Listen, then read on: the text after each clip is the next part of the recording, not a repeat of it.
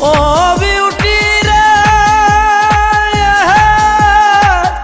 এখন আমার যে অবস্থা রে, আরে ও বিউটি ছিল না তো আগে।